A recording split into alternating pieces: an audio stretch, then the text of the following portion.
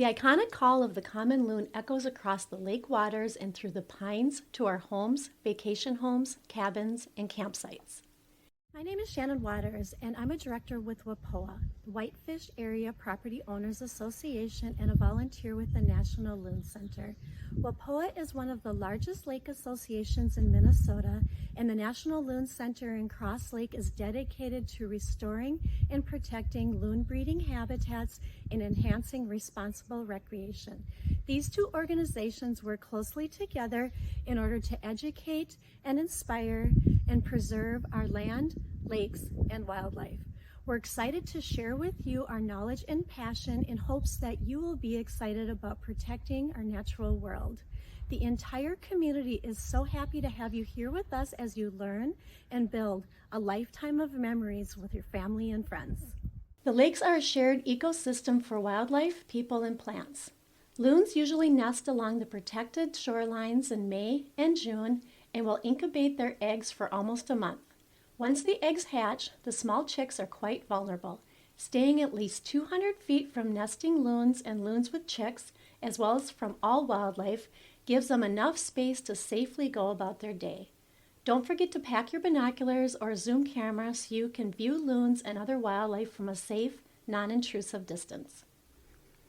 If you hear the tremolo of a loon, which sounds like this, that is a warning call that either you or a predator is too close to the loon or their chicks. Loons will also do the penguin dance if they feel threatened. Seeing this display is a sign to back away. Part of the fun of summer is bringing the family out on the boat. Keeping a slow speed near shorelines protect the vulnerable nests and chicks of loons as well as the homes of other wild neighbors. Keep an eye out for nesting areas, especially if you have a wake boat. Wakes should be limited to open areas in the middle of large lakes. While in all motorized boats, observe no lake zones on small lakes and within 200 feet of shoreline to prevent washing out nesting areas and to protect the shoreline.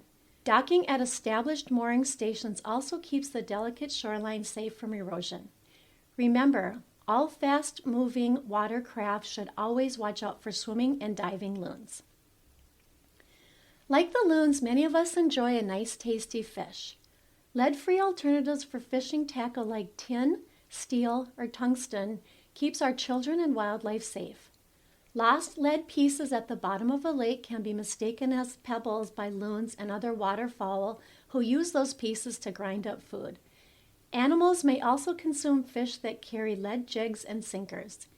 In both cases, loons or other animals would most likely fatally suffer from lead poisoning. Lead can even work its way up the food chain to eagles and other raptors. Fishing lead-free and keeping fishing lines and bait out of the water when loons and other wildlife are nearby prevents unnecessary deaths and injuries. There would be nothing more devastating than catching a loon or other waterfowl on the end of your line. At the end of the day, we are guests on these precious waters. Just like we wouldn't mess with someone else's home, we should leave the shoreline as we found it. This means leaving logs and submerged vegetation in place to preserve natural wildlife habitat.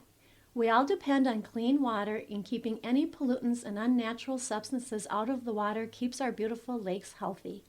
The ecosystems above and below the water are very delicate, so pollutants can increase phosphorus levels, which increases the amount of algae. This is called an algae bloom and can harm the underwater ecosystem when the blooms die and decompose.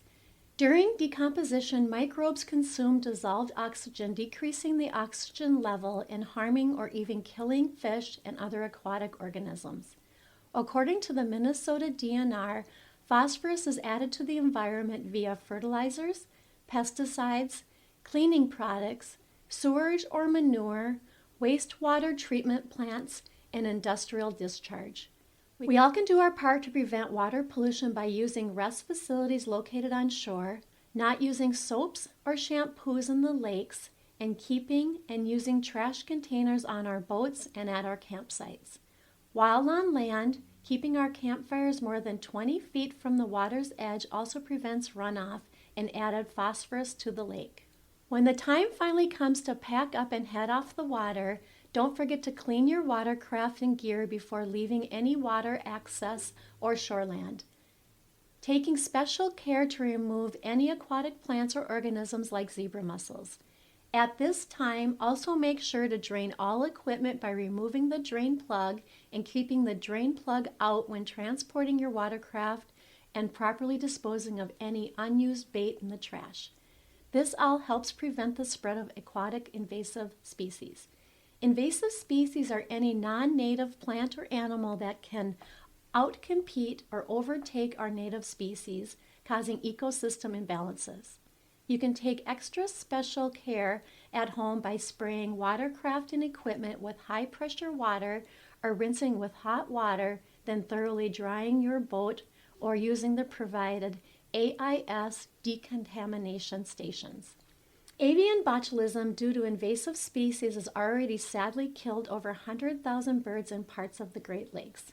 However, we can play a large role in stopping the spread of invasive species every time we go out on the water. The lakes are a special place where plants, wildlife, and people are neighbors. Answering the call of the loon and of the northern wildness will preserve a way of life and leave a legacy that will echo across the waters well into the future. Thank you for taking the time to learn how each of us can do our part to protect our beautiful waters and all the creatures that call these lakes their home. Please visit the WAPOA.org and the NationalLoonCenter.org websites to learn more interesting facts and how we can have fun while creating memories and saving our land, lakes, and wildlife for generations to come.